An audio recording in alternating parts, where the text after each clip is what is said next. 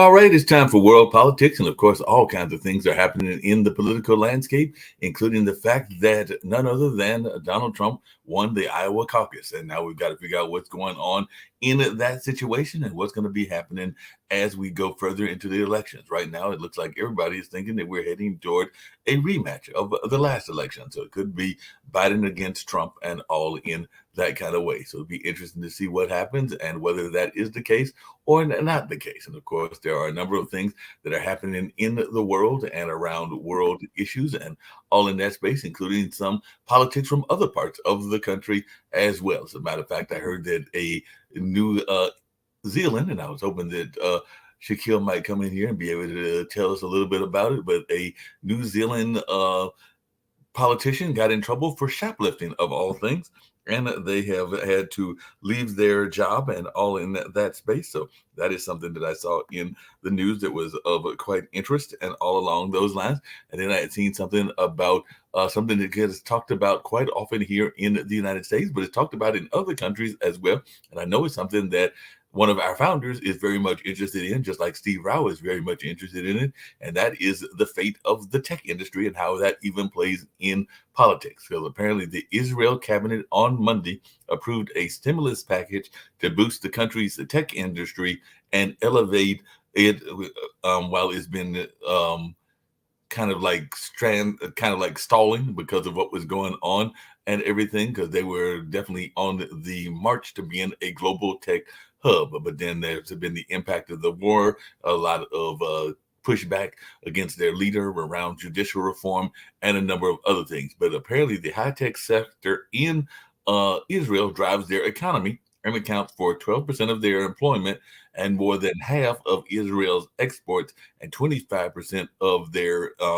income taxes and nearly a fifth of their overall economic output. So that's just over there in the country of Israel. So I've got Jatovia and I've got Nick with me, and I've also got Sasha Starr. So we do have some folks here joining us and all along those lines. So I'll bring up some folks that I know might be interested in that.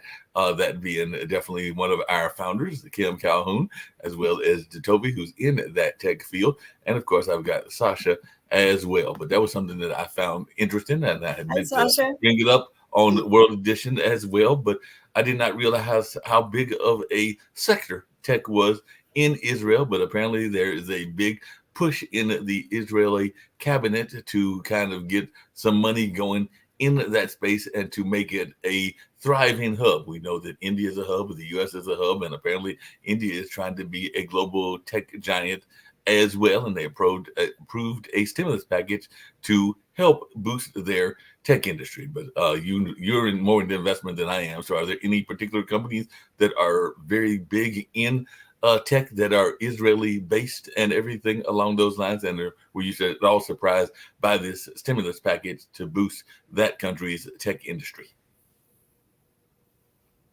You're asking me about I'm the asking you, Sasha. industry in Israel. Well, it's a very substantial sector of Israeli economy. There are a lot of companies, private and public, and there is a great collaboration between U.S.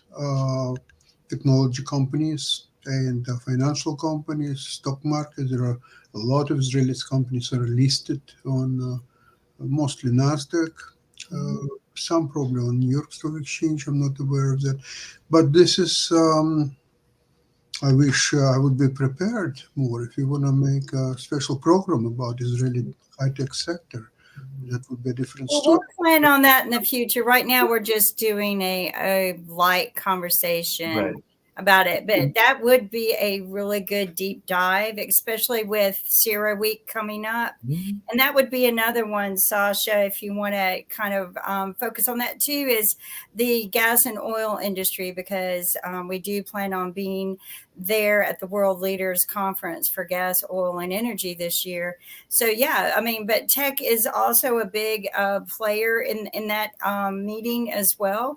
They have a huge sector just assigned for all the new technology. So, but just as an overall, what are your thoughts on that? Well, overall, I think positively about these companies.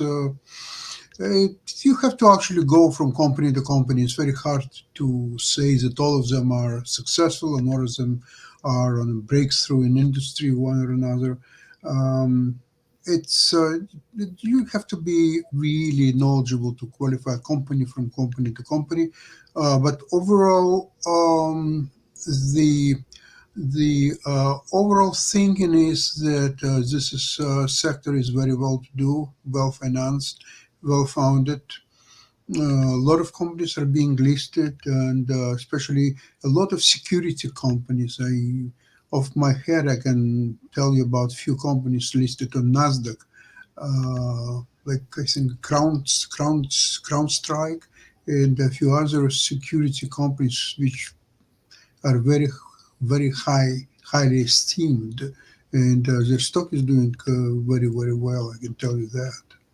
Well, it sounds like that's really positive and everything. Come back to the political side of everything, and this is for everybody. Like I mentioned at the beginning, Trump won handily and looked like he just kind of ran away with it. But that was a caucus environment. Now he's got to go to New Hampshire and all along those lines. And Chris Sununu has already said that he is going to pledge his support, and he was pledging it already to Nikki Haley, who finished in a third place. And definitely we've seen some people like Vivek that have dropped out and everything. But is there any path to victory, and this is for everybody on the panel, that could see either Nikki Haley or DeSantis win and all along those lines? Or is it pretty much just going to be a Trump-Biden rematch? Or can you see some way that there is a path to victory for either Nikki Haley, DeSantis, or a long shot candidate if should one come out of the woodworks? I'm surprised that so many people think that Trump won brilliantly in Iowa. Well, Who won voters in Iowa?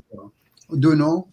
Yeah, so good point, Sasha. And I wanted to get your opinion on this because I was listening to a lot of this on the radio. I was out and about a good bit today, like to Toby. And so, Trump is out there and he's saying if I had been president, there never would have been a war in Israel. Hamas would have never attacked Israel. And if I had been president, there would have never been a war from Russia to Ukraine because I'm best friends with Putin. Everybody knows I get along with Putin. Everybody knows Putin loves me. And this would have never happened because I have a lot of respect between me and Russia and Putin. So I'm sitting there thinking now this had nothing to do with Trump and the respect that he and Putin had. This had everything to do with what was going on between Russia and Ukraine. And Ukraine wasn't going to give up, and Russia's not going to give up. So do you think, Sasha, that Trump could have prevented that war? Absolutely not. It's a nonsense, whatever. He's talking about that he will stop the war in one day. And I'll tell you today on our Ukrainian show, I just mentioned the Ukrainian Minister of Foreign Affairs. What he just said just yesterday, if Ukraine will ever run out of ammunition and weapons, they will continue fight with their bare hands, with sticks, with stones, with anything what they can reach, and they will never ever agree to any peace which includes giving Russia the 10% or 20% or 25% of their territory. They're prepared to give Russia absolute zero. So they will continue to fight Russia. Well, after the Trump will pass away and there will be state funerals of Trump, they will still continue to fight. I can tell you that much. Now, talking about Trump's brilliant victory in Iowa. Okay. Who are the people in Iowa who were giving yesterday their votes? They are hardcore registered Republicans of education on very low level. And these people, only these people, were putting their votes for Trump. And guess what? He's just got slightly over 50%. So almost 50% voted against Trump. They don't care about this buffoon. They don't want to hear his name. And you know what I feel? When it will come to general elections, it's 48%. they will not vote for Trump. They will vote for anybody, whether it's a Biden or whoever else will be there, or maybe he will be convicted and Nikki Haley will be there, but it's not going to be Trump. So I it's know, not you know, that he, story he's- yesterday. he even said that he could have prevented the war with Israel and Hamas. And do you think that's even possible? I mean, do you think he's that friendly with Hamas that You they? know, if Trump would be president, Americans would land on Jupiter and Saturn, and they would do extremely well, and they would own all technology in the world, and so on. You can say anything what you want. If you are Trump, just go and say anything what you want. He has no So track just record. just to point out, Kim, Trump also said that he could have stopped the Civil War. He could have stopped the Revolutionary War. He legitimately said these things. So again, he's pushing himself as a savior and this vengeance. He has no policies. He has nothing. Sadly, yes, in Iowa, he ended up with 51%. So regardless of however, he's already locked in as the candidate for the GOP.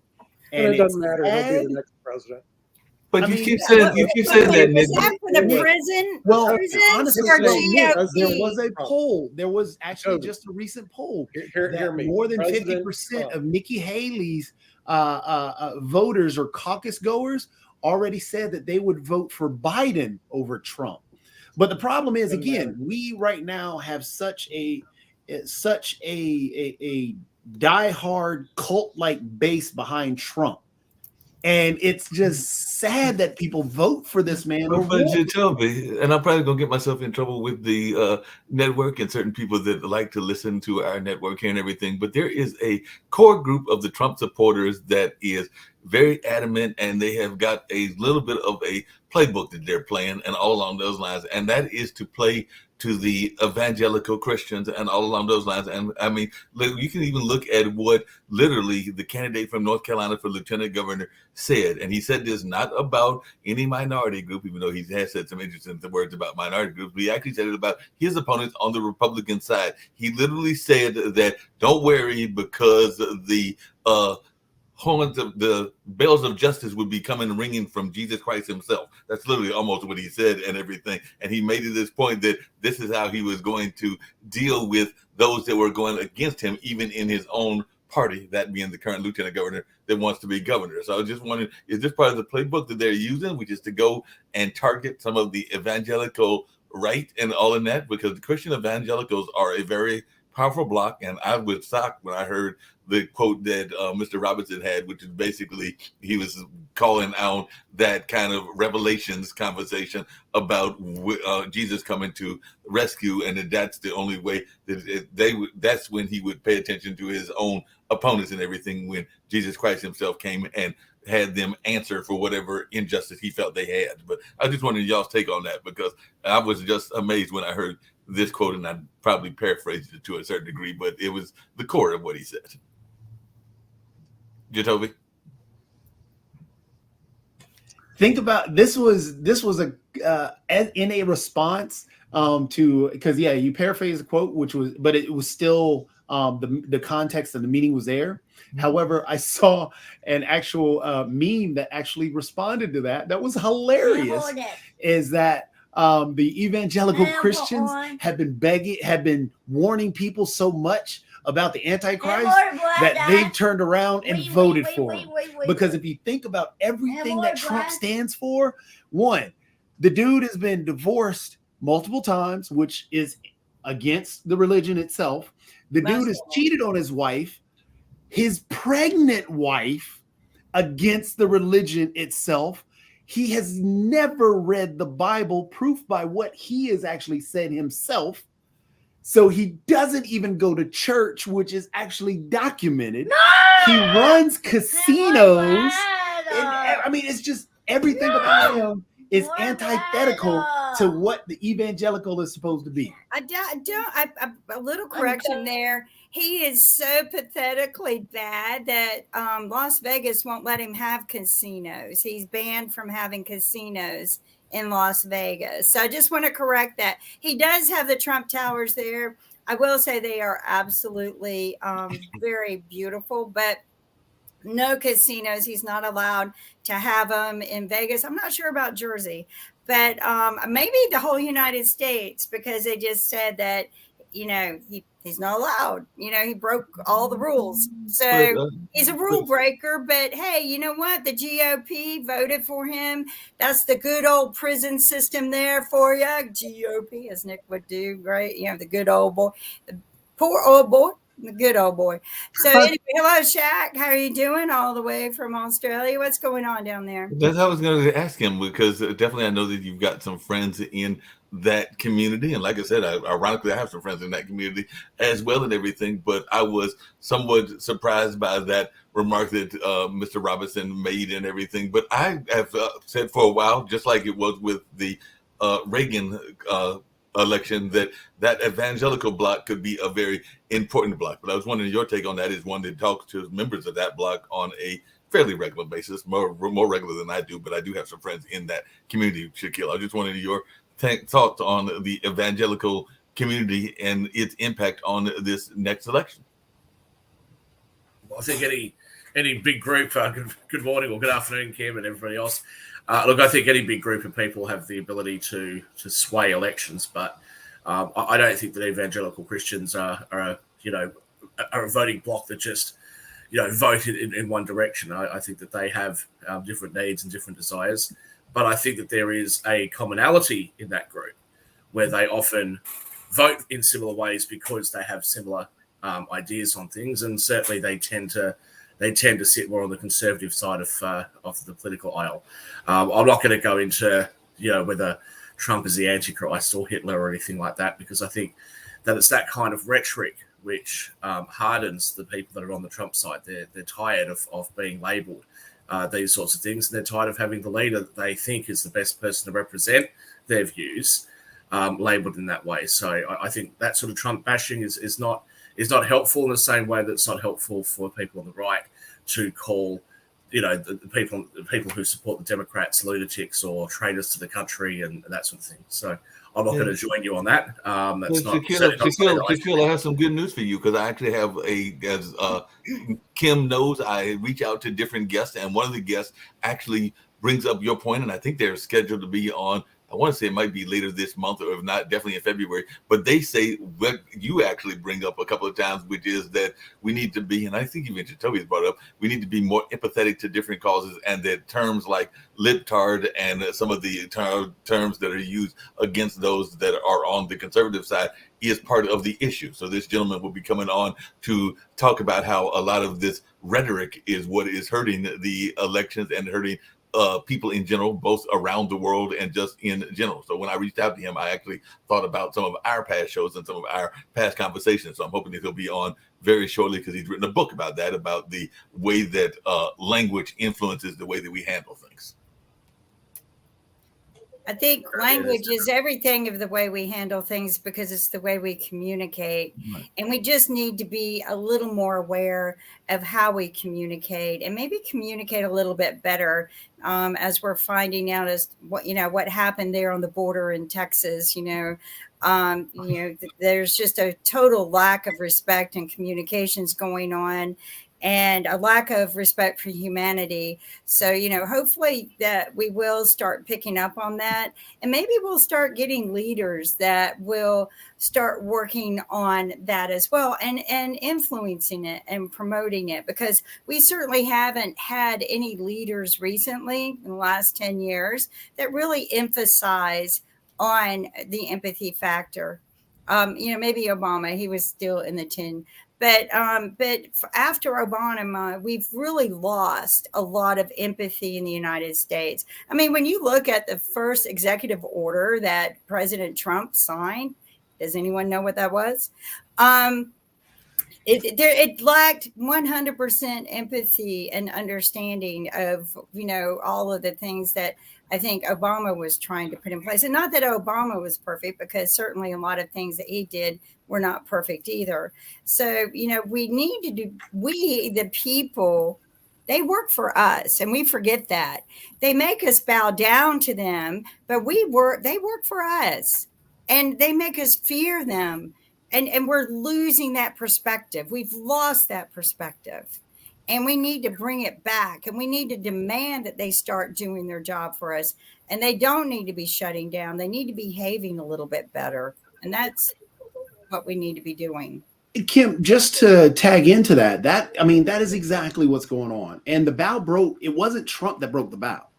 It actually broke during the time when you were talking about with Obama. It actually broke with Sarah Palin. And a prime example of what had happened. And John McCain, I'm not for his policies.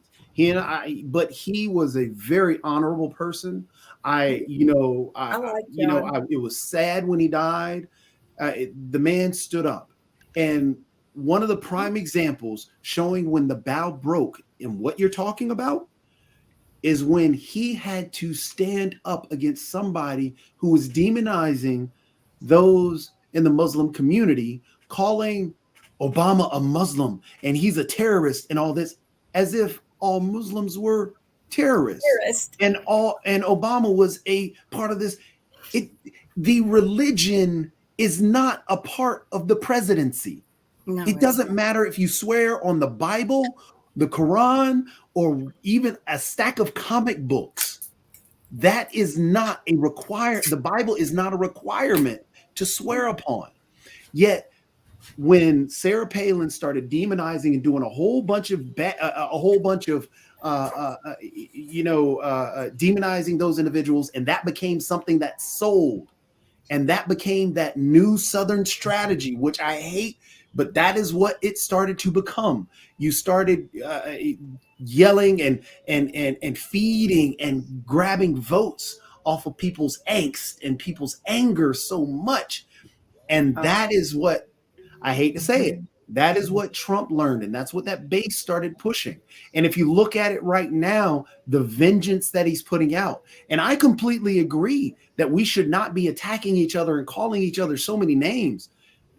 But I'm also going to be honest about the situation that literally Trump every other day is calling the Democrats something. Marjorie Taylor Greene is calling the Democrat Party pedophiles and all this other stuff. And all these things. Pizzagate was created based on that ideology that these individuals were pedophiles and draining the blood of little children at the bottom of a pizza shop. That is what this stuff comes from. And again, I agree that we should not be name calling, and I agree that we need more empathy. But I also agree the same thing that I said at the beginning of this year. Honesty has to be true, and we've got to be able to be honest about what people say, what people do, what's going on. And regardless of what party it is, we have to be honest about it, because we're not going to move forward without that.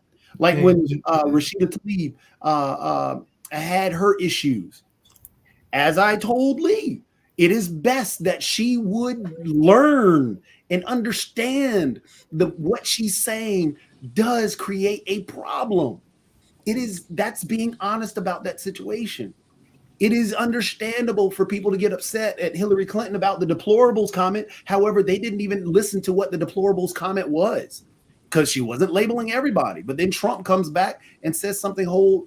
It's just about we just got to be honest again, and that empathy we have to understand. Toby, along those same lines, and the gentleman's name that I have invited and hope you come on is Michael M. Starr, and part of what he's doing is he's raising people's awareness of the words they use and hear, so they become bloodhounds alerted to the dog whistle language that divides us. And he gave some examples. I used one of them earlier because he talked about libtards and even mean, stupid, and anti-vaxxer, and one that I know Shaquille has mentioned as well, which is white privilege and everything, and how to replace them with wiser, empathetic words. So he's actually pushing for there to be a greater discussion around empathy and problem solving versus some of these dog whistle kind of words and conversation that goes on in that space. I saw that Steve is here, and I had a quick question, and then y'all can respond back to his invitation. Yeah, sorry, guys, but I had a quick question for you, Steve, because I heard that, I know you're in the car, but I heard that in 2 days, speaking of people making surprise visits, because we know that you got the chance to meet Kamala on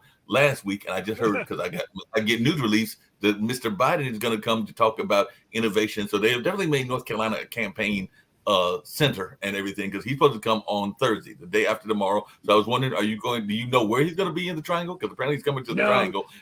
Will you be attending this event? Because he's going to be talking about innovation.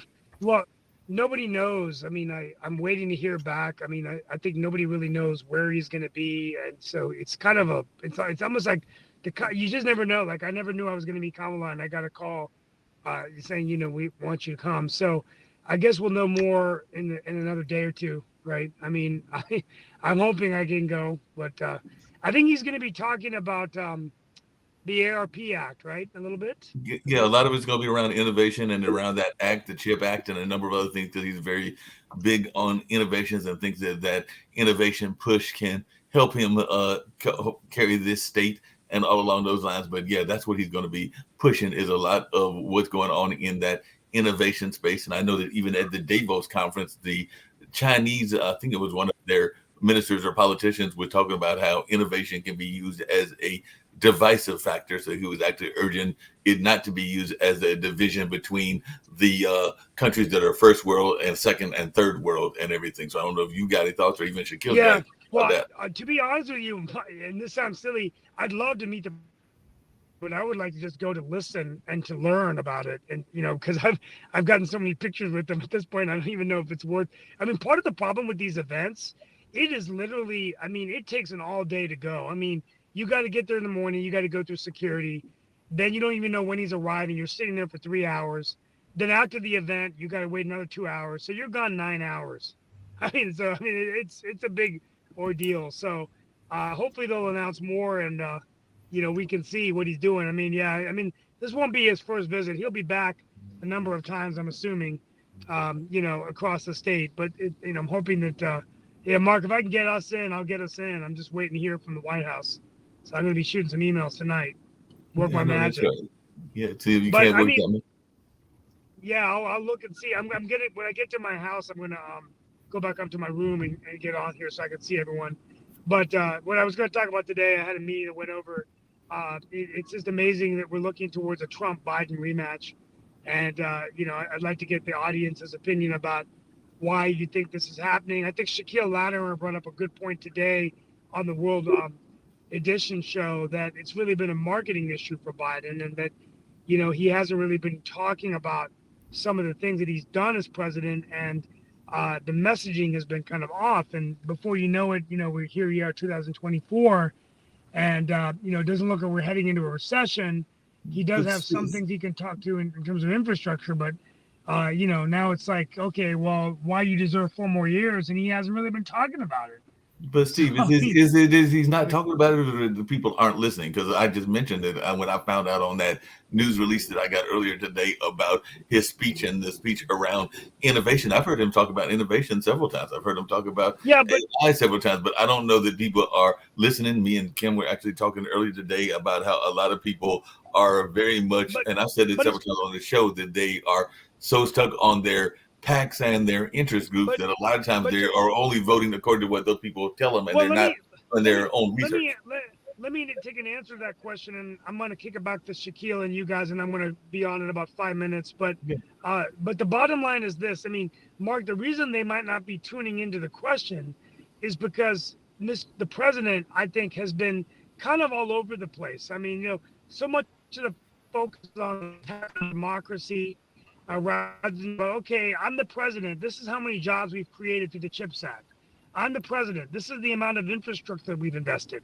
I'm the president. This is what we've done. Hey, we're not heading into a recession because there's money in the economy.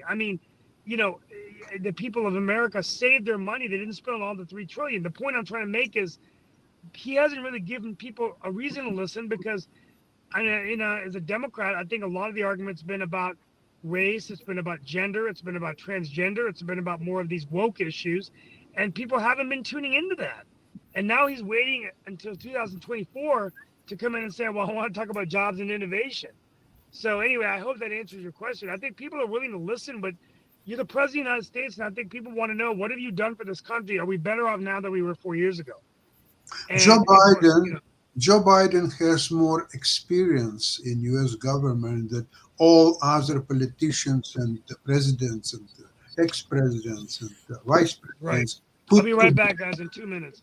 Well, you know, He's so knowledgeable, and he knows that it's not the right time to make all these announcements because they will be lost in several months prior to the actual election where it's all going to be decided. Also, it's still uncertain that Trump indeed will be his antithesis fighter for the presidency. It's not clear. As I said before, in Iowa, with Iowa, very conservative, low education state, only 50, slightly over 50%, 51 or so, voted for Trump. It means 49, almost 50% were against him. And I don't think that anything will change their behavior. So even if they will not vote at all, or they may vote for Biden, simply because if in the first place they denied Trump their votes, which is now, it's a critical time to show their support for Trump, especially that it's feeling in the political parties, such as the Republican, they don't care about policies of Trump, they don't care about his lawsuits or anything. All they care is supposedly that election was stolen. Biden is not a lawful president of the United States. We want Trump in a White House. So we all have to vote for Trump. And look, it's not happening. But So Sasha, how two, do you Sasha, get two, this? Sasha, two things that I was going to ask. One is a question, and then I got a statement I was going to make. Because when I was doing research earlier today, I actually found that Virginia, one of those states, they actually did a recount, and they found some of those lost votes. And Lee, you might find this interesting. Actually, it was Trump that actually had more of the votes that were miscounted than Biden. I forgot how much it was. It was like several thousand or all along those lines. But the question I have for you, I saw your hand, Toby. The question I have for you, Sasha, is if whether it's you or whether it's me or anybody else, if we keep calling people dumb that are taking that position, doesn't that force them to want to go vote even more? Because a lot of times, a lot of that voting bloc was not all that interested in politics, and in some ways, we may be engaging them to want to go vote even more by calling them name calling. So I think that sometimes that's also what happens, but I don't know your take on that, because if you call somebody like a name, then you might push them to be like, oh, well, if that's the way y'all feel about me, then I'm going to go and prove y'all right by voting who y'all think I'm going to vote for, and all along those lines. But I just wanted your take on that. Mark, Well- it's simple. In 2016, Trump lost 3 million popular votes. He won the electoral college, but he lost 3 million. Look at that in 2020, he lost 7 million popular vote, and he lost the college as well. Now, in 24, so far, expectations are he's going to lose 10 million popular votes.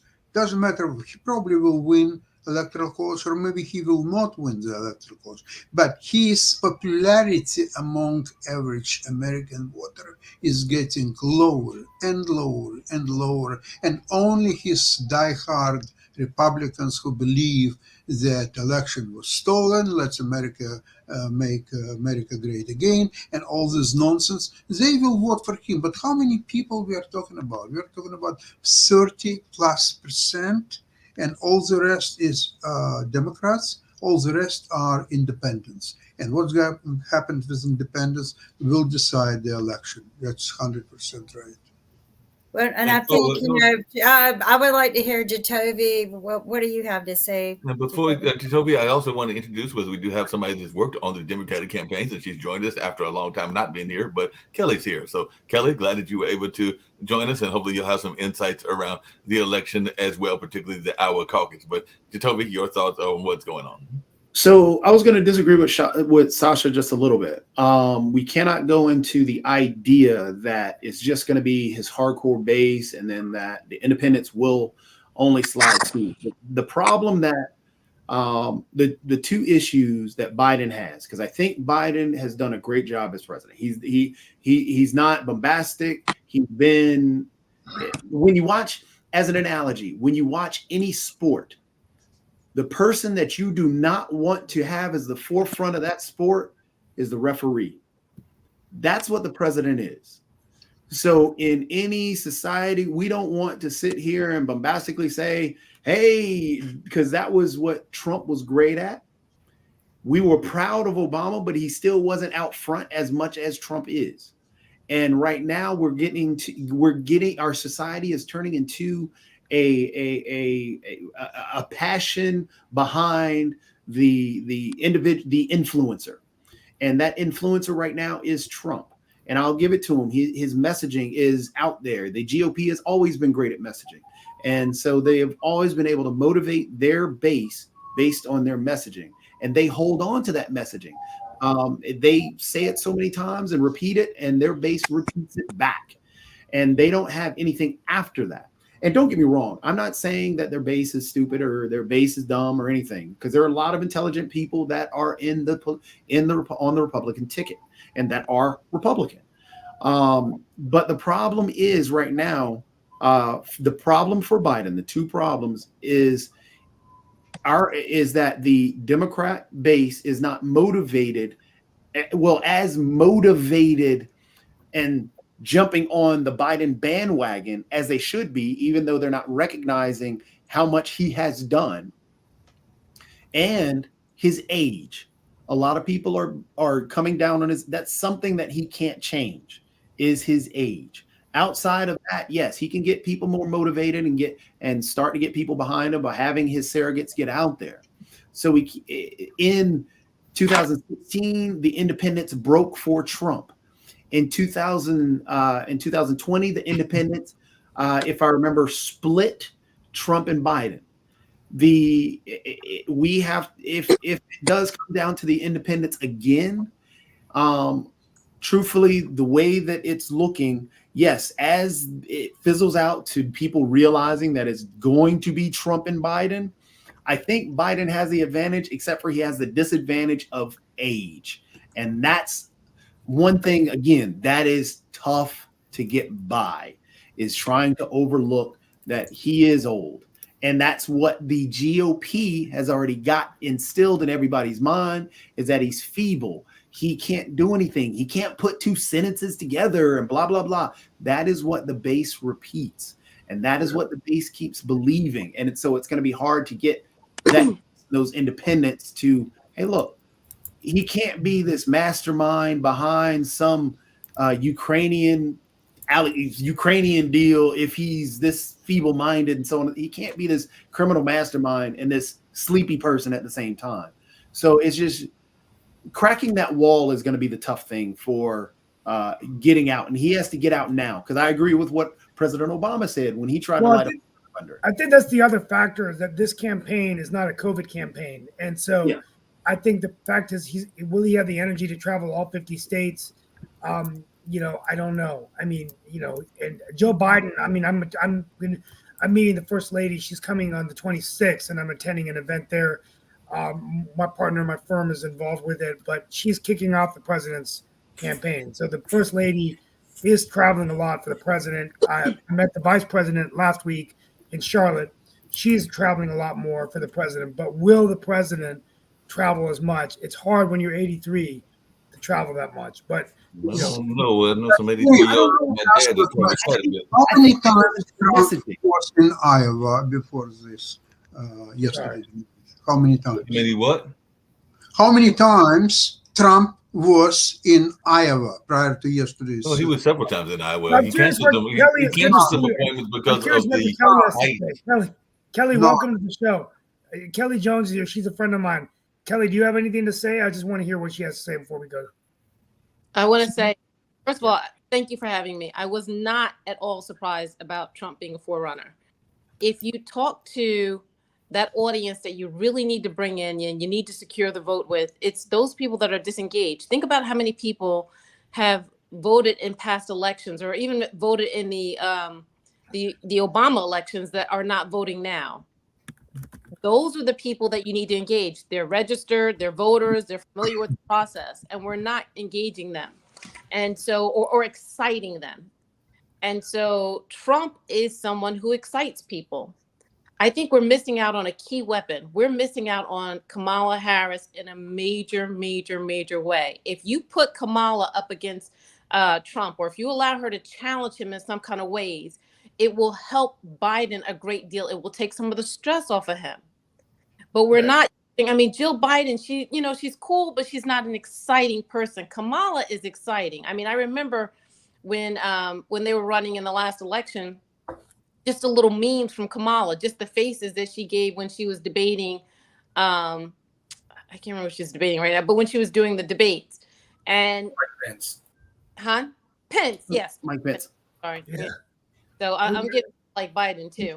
Kelly, So- those are great points. I'm going to go back to Shaquille to follow up on what you just said, and I'm sort of taking over the moderation over here. I'm happy to wait. I'd like to. Well, we have yeah, some Kelly's strategists, so let's see the rest of her. Kelly's actually going. Kelly, keep going, Kelly. That was really good, Kelly. Keep going, but then after that, I want Shaquille to answer the question of how, if he were an advisor to the president in the kitchen cabinet, advising the president, what advice would you give to President Biden of how to get people excited? But Kelly, you keep going. A couple of things. One, shorten your message. Okay. I remember Obama's theme was hope.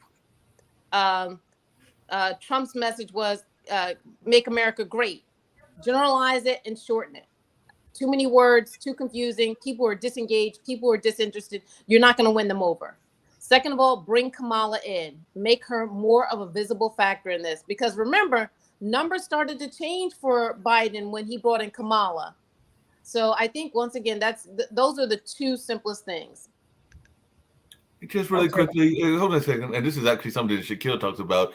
Do you think that they need to change the message away from some of the liberal policies? Because I know, and I'm not going to put words in his mouth, he can say what he wants to say and everything, but I know that in several of our other shows, Shaquille has mentioned how he feels that sometimes the suburban people are not really caring about some of the woke agenda items that are on the table, whether that's LGBT rights or race rights or a number of other issues that are out there and everything. But I was just wondering, do you think that as a strategy, we need to get away from some of those talking points and go more into the pocketbook conversation as well? So that's for you, Kelly, and then maybe Shaquille might want to clear up what I said, because I did paraphrase it, and I know I was paraphrasing it, but I hope I got the gist of what you've said, as I do try to listen to you on a regular basis and hear what you're saying, Shaquille. But Kelly, what is your thoughts about getting away from some of those strategies?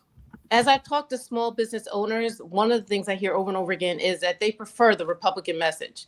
They feel like they'll have more money in their pocket with a, please forgive me, with a Republican candidate. Also, the whole thing, when we had the stimulus checks, people still remember that. They still remember Trump giving them dollars. So when you're talking dollars and cents, you really got to go back and paint a new message, because what's been ingrained in them is that the Republicans are going to give them access to more dollars. So yeah, that's not the way to win. The way to win is to generalize it and bring a little bit more excitement or a little bit more punch to whatever the topic may be. If you're talking about, well, I'll just say this. There are some people who are for Israel and some people who are against Israel. So when you're talking about the message of the war that's going on right now, finding ways to engage the largest audience, because there's such a large divide, and I will say that. Well, I'm not going to say. I can say it all. Well, that's a really. I'm going to go back to Shaquille then, and then we're going to get to everyone else on the panel. But Shaquille, you brought up a good point this morning about, keeping it interesting, and Kelly, I think, brought up some good points, keeping it brief, keeping it short. But you also made an argument that the president's, has focused a lot more on some of these more, like Bill Maher told Fareed Zakaria, issues that are closer to home, not focusing on those mainstream voters that are looking at money in the pocket, the recovery of the economy. What advice would you have to Joe Biden now, with less than 9 months left to go, if he's going to retain the presidency? What advice would you give him? Well, I don't think that negative campaigning is necessarily going to be a very good idea in this election. It often is, but this time round, I'm not sure about that. I think it's very... Look, this is an unusual situation, right? You essentially have two incumbents running, and you don't see that very often in US politics. So you've got Trump, who has his record that he can defend and he can attack Joe Biden's. Joe Biden then has to defend his record. But some comments that Democrats are making that American democracy is going to end. America will no longer be a country, and all these sorts of comments. Well, America had Trump, and it still exists as a country. Democracy didn't end. I mean, I think this sort of hysteria it puts a lot of people off. I think a big part of the immigrant community doesn't relate to the race relation stuff that's going on over in the United States. So people that have immigrated from other countries that now live in the US are sitting there being told, oh, look, this person of a particular minority group just achieved a particular thing. And they're like, okay, and? So I think that those sorts of messages just aren't resonating in the way that Democrats would hope. I think that Biden does have a lot on his record that he can talk about. But to try to suggest that Trump, for example, did nothing good in his presidency, and he's like Hitler, he's like a dictator and things like that, it's not going to work. A lot of people benefited from Trump's involvement. Something that hasn't been talked about very much in the last 4 years has been healthcare. That's a problem that still exists in the United States. Obama tried to fix it. Trump tried to fix it. It's been attempted to be fixed by a few others. But what has this administration really done? So Trump can come back and talk about how he allowed small businesses to buy health insurance as a big block, how he changed rules for pharmaceutical companies, how he made sure that hospitals had to display the minimum amount that they would be prepared to accept in prices. Some of the things that he did in the VA, increasing funding to the suicide prevention hotline. There's all sorts of things like that Trump can talk about. And if the only response to that is that, well, he's an extremist and all the people that support him are extremists, I don't think that that's going to sway anybody. If you already support Trump, you're used to being called an extremist. You're used to being told that you're a sexist and a racist and a deplorable. So continuing to call people that doesn't make them go, well, I'm now going to switch sides and go for the Democrats. They're just going to harden their position. And I think most of them already have. They've hardened their position to the point where they're going to go, call me whatever you want. I don't care. I'm not listening to you anymore. And I think that's a problem, not just for this administration, but for future Democrats to deal with. Kelly's your point about Kamala Harris. Look, she gets criticized a lot for, cackling or whatever, but I've watched a lot of her interviews. I think she'd be a hoot to hang out with. I think she's naturally somebody who's just friendly and bubbly and, sometimes laughing is a good way of breaking the tension and building rapport with somebody. I think that her personality, if it were allowed to shine, would actually be a positive thing for the Democrats. I think that where they are becoming perhaps a little weaker is when they say things like, well, Gavin Newsom couldn't be there. You can't have somebody else there and displace this black woman or this woman of color. And then people say, well, what if it's another woman of color? We can't do that. Yeah. Because real quickly before I go to Toby, and I want to support what Kelly Jones said. I got to be honest with you. This was the second time I met the vice president and spent just a few minutes with her. I was so impressed with how personable she was, how charismatic she was, how energetic she was. The first question she asked me was, you look like my family from India. And I said, yes, your mother was from the same city of India that my dad grew up in, Chennai, Madras. And then she asked me a very personal question because we send bios before we meet them. She says, is your first name? No, your name is Sandeep. Is that your real name? And I said, yes, that's my first name. And then she said, why did you change it? And I said, how much time do you have? And she goes, not a lot. And the conversation ended. But the bottom line is she made it very interesting. And I walked out of the conversation saying, how come we're not seeing this? So the fact, I do think that maybe she can be an asset. Maybe Kelly is right. Having her travel more, speaking, showing that side of her could engage a younger part of the electorate that would then say, look, we're going to vote for her. So why are they keeping her so out of the limelight? I mean, that's the thing that's been hurtful, right? Because they've said, look, you're in charge of the border, but then she can't really say or do anything. And so she just kind of, and like Nancy Pelosi made the comment on CNN that, well, she's the vice president. Vice presidents don't do that much. Look, Nancy Pelosi has been a politician for a long time. I'm not sure that was a helpful comment, to Kamala Harris's cause. But yeah, look, I think I certainly think the Democrats can win this, but I think they need to get away from calling their enemies these sorts of names. And for the Republicans, they're going to have to stop making out that Democrats only care about social issues and aren't doing anything in relation to the economy or any of those other major issues out there. I want to agree we need to get out of the name calling, and we need to stay honest because again, the Republican Party, and even if talking about the good things that Trump may have done with the healthcare system, his only comments right now is that I'm going to take it away. And he's going to take away Obamacare and all this other stuff. So Trump himself is calling names, and the Republican Party is doing the same. And I agree that the Democrat Party, to win, should not be calling names back. We're just coming off a holiday where we celebrated a man whose one of his biggest quotes is "Darkness cannot drive out darkness. Only light can do that. Hate cannot drive out hate. Only love can do that." So I completely agree with what Kelly said, and even with what Shaq said about it needs to be punchy. It needs to stay positive. And we can do that. We can respond to those negative comments that come in, brush them off sideways, and okay, well, thank you for the compliment. But let's talk about the pocketbook issues, which, yes, that is one big seller. We need to because if we get back and forth into the name calls, the Democrat Party is going to lose that because honestly, Trump is great at his name calling ability and naming everybody. And the GOP themselves have a better mobilization on their actual comment, on their actual push side. And if you think about it, when just recently, I forgot what Biden said, he had said something about the MAGA group, and they were up in arms, yet they just don't remember that the T-shirts that they're wearing are saying Trump that B, F that hoe, and all these other things about Hillary Clinton and all these other individuals. So you can't really say that they're upset about these names when they're saying that. So it gets back to, we need to focus. We need to keep everything short. Bumper sticker, right on point, punchy, upbeat, and hit them in. Okay. They need to put out Kamala Harris out there a lot. They need to push out Pete Buttigieg a lot. All the young Democrats that are in his cabinet, they need to put them at the forefront. Because right now, again, what people are seeing, because another brilliant thing that Trump did, if you guys didn't notice, look at all the young, beautiful women that Trump puts out to talk for him.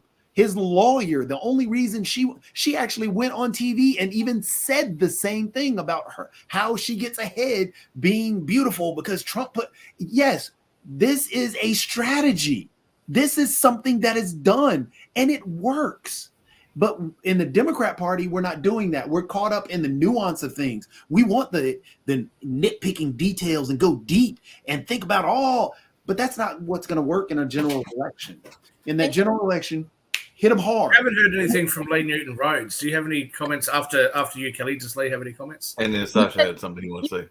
Just real quickly on Kamala, I do think she should get out there more, and I think Joe Biden should get out there more and sell his message of what he accomplished the last 4 years. And Kamala, I have just a question I'm just going to throw out there. What happened to her in the primaries? Why did she do so poorly? Does anyone have some thoughts on that? Let's go to Kelly. Kelly, any thoughts about that? She did well in the primaries. She dropped out. She dropped quickly. Out. Going to run for vice president. I mean, that those deals are done behind the scenes, but yeah. She dropped out because she was going to become vice president. I'm not understanding what your point is, though, Lee. What is the point of the question? My point was, I don't think she dropped out because she already had it under the table. She was going to be vice president. She just wasn't popular. She wasn't polling anything. I'm just curious why. What about her did not draw people to her? Well, I remember people being upset that she dropped out because she was doing so well. I want to jump back to something really quickly that you were talking about with the young, beautiful women with Republicans. You can identify the young, beautiful women with Republicans. What does a Democrat look like? What is our image? That's number one. And then number two, think about Kamala Harris's husband. What industry was he in? Why are we? He was in the second. Also, to touch on that.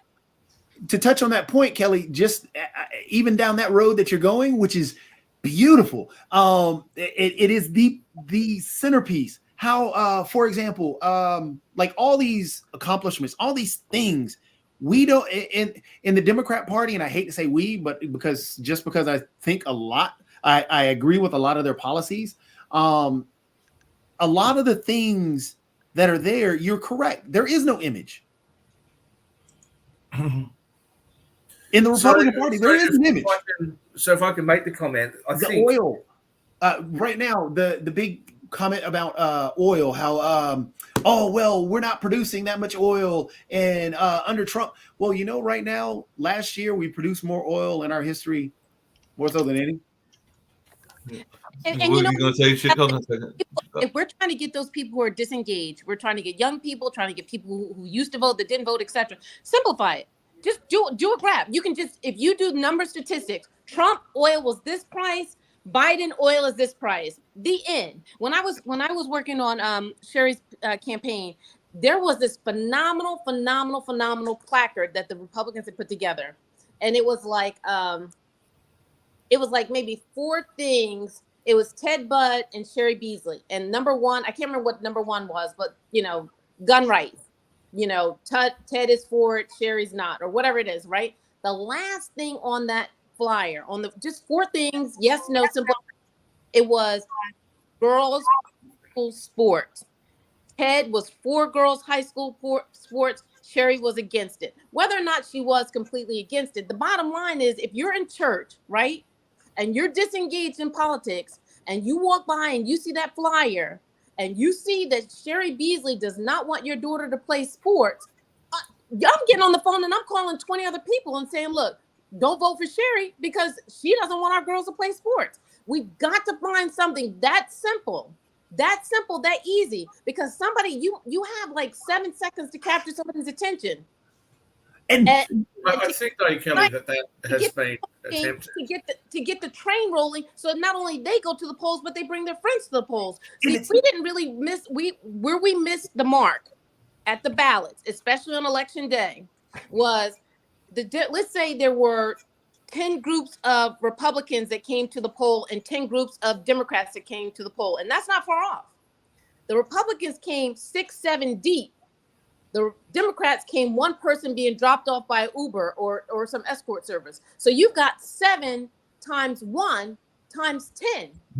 You know what I mean? So now you've got 7 Democrat votes. I'm just exaggerating, of course, but you got, you know, let's say 10 persons that are voting for the Democratic Party, but you've got 70 on the Republican side. And that's where they outdid us, because they got that momentum going. They got that excitement going. There was a clearly identifiable image.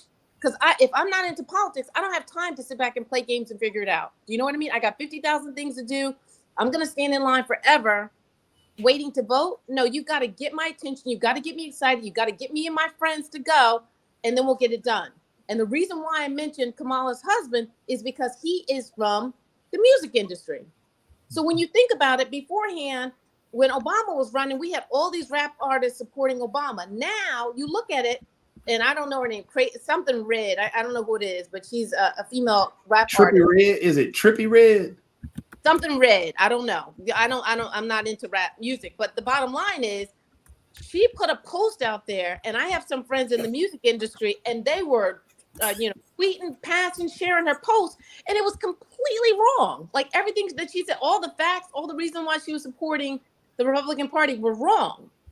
But because she is who she is, because she was creating that excitement, guess what? Now they've got the banter going on about voting for Republicans.